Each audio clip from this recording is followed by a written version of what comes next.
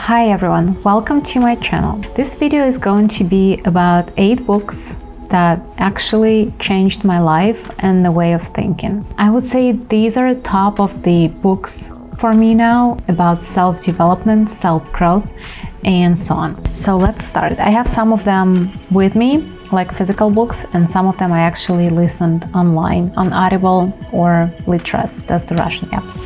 So the first one is going to be The 5-Second Rule by Mel Robbins. I have the actual book. I don't know why I have the actual book if I was listening to the audiobook, but I bought it. So the one-sentence summary of this book would be that we spend too much time thinking and too little time actually acting on our thoughts. And the whole idea of this book is that Mel Robbins is telling you that you have to count down 5, 4, 3, 2, 1 and physically move and act on your goal. The simplest example would be like what I started doing in the morning. When you don't want to wake up and get off the bed, instead of snoozing your alarm, you counting down 5, 4, 3, 2, 1, getting up and stopping your alarm instead of snoozing it. So that's what I started doing. It doesn't always work in the winter time, but I'll try my best.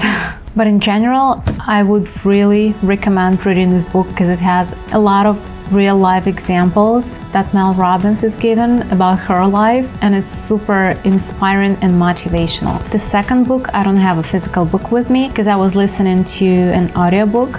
It's called The Miracle Morning by Hal Elrod. That's also a really motivational book full of real life examples. The author of this book is telling you how valuable is that time when you wake up and before you actually start your day working, go into that busy world, whatever. How important is that you spend some time with yourself on your self-development. He's showing the examples of successful people who were doing that and what they achieved, which is really inspiring. And what I really like about this book is that it has some exercises, what you should do, like taking a glass of water, washing your face, exercising, meditating, reading, before you actually start working. It's just like an hour a day, but you get so much energy out of it, and if you do it every day, you're growing as a person a lot. The third book, I have a physical one. I actually bought it, I don't know, like 6 years ago or something. It's called How to Win Friends and Influence People by Dale Carnegie. He has many great books. I was listening to another one, so he's a really nice author. The whole idea of this book would be, as Dale Carnegie is saying, to win friends and influence people, you have to know how to look after their ego. And that happens after an important change in our everyday behavior, which consists of many points, like never criticizing, being genuinely interested in others. Not like you're trying to make friends and that's why you're being interested in the person, but doing it genuinely and actually becoming a better person yourself. Smiling more, knowing the person's last name, like memorizing it, whoever you're speaking with, making them feel important, never saying them they're wrong, and talking about your mistakes first, motivating people, sincerely complimenting them, and generally always looking after their self-esteem. Number 4 is The Artist's Way by Julia Cameron. I haven't read this physical book. I bought it a few weeks ago, I believe. I was listening to an audiobook, but I bought it because it has some examples and exercises that you should be doing every day or every week, I'm not sure. So that's why I got the physical book, because it's easier to track. The point of this book is to find your inner artist if you lost it all the way. On the way. So Julia Cameron is giving a lot of examples and then exercises how you can reveal that energy and start creating again. For example, the first lesson, I believe that's the first lesson, she recommends at least once a week, one day a week, or a few hours a week if you're super busy, just spend time with yourself, like go on a date, just you, and do something like go to the museum, take a break with coffee somewhere outside, enjoy the nature. And that's how you understand what's important for you.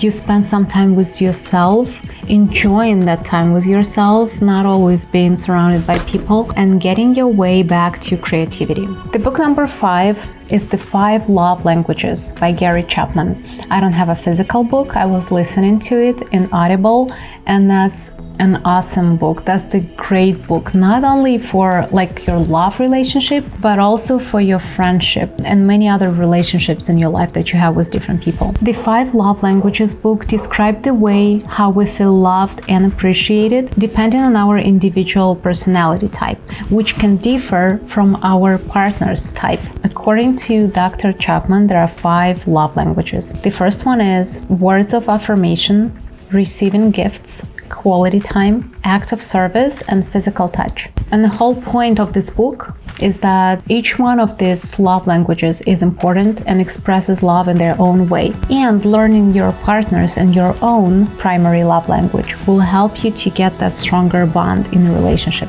Number 6 is The Life-Changing Magic of Tidying Up by Marie Kondo.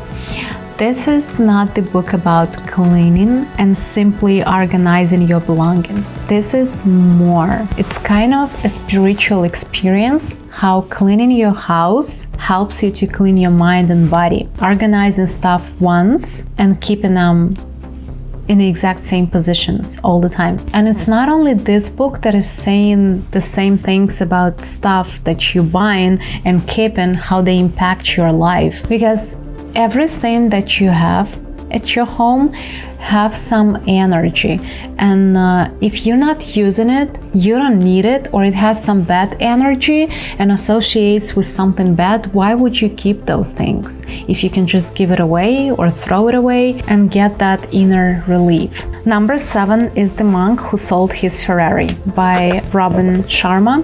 So I have a physical book, but in Russian. I was listening to an audiobook as well, but I got this one in a physical book because it also has some live examples and exercises that you should be doing. That's probably the best book, the first book I would recommend reading to get some self-development. The story that author is saying is about the lawyer who was really successful, and at the age of 50 or 40, I don't remember, he started feeling bad, and he was almost at the point that he got a heart attack. And then he sold his mansion and his Ferrari and went to Himalaya to study with monks, to learn from them, I would even say. This book is about how you should practice on your inside instead of always worrying about the busy world, about the money, about the material things. And it has some practices and exercises how you should be doing that.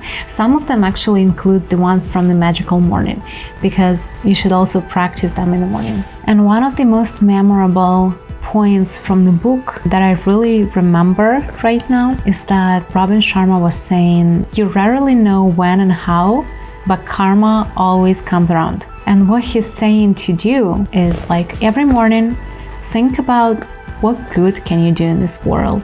Maybe you should call your grandma. Maybe you should bake some cookies and give to your neighbors. Maybe you can do something nice at work. You can always do something nice, and that's how you get in better on your karma. And number 8, I don't have a physical book. It's called You Are a Badass by Jen Sincero. The main idea of the book is that you need to figure out what you want, get the steps how to get there, and stop thinking about others, especially those who are stopping you from achieving your dreams. The book actually gets you to think and answer some of the important questions. Why do you do what you do in your life? Why did you choose that major in college?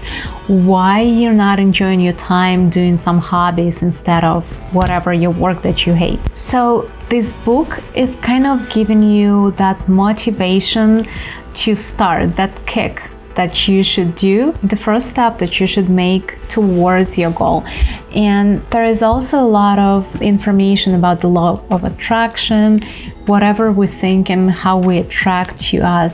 If you are being down all the time, how that affects you in your everyday life, and so on. There is a lot of information about affirmations and how much those bad thoughts that you have in your head holds you back. So in other words, he was saying, fake it until you make it. So these are my 8, that's not 8, but I have 8, the list of 8 books that I really recommend you guys reading, listening to, whatever you have time for. When I was reading one after another book, I can't say that I was getting a lot of new information from each of them, but I was definitely getting some useful practices that I should do, as well as that motivation and that spirit that you feel like so up. So definitely those 8 books worth reading. That would be it for this video. If you guys have any questions or the books that you want to recommend, just comment down below. I would be glad to read them. Let me know if you liked the video, or if you didn't like something, then I would be glad to improve that, as well as subscribe to this channel so you don't miss the new videos that I'm gonna have.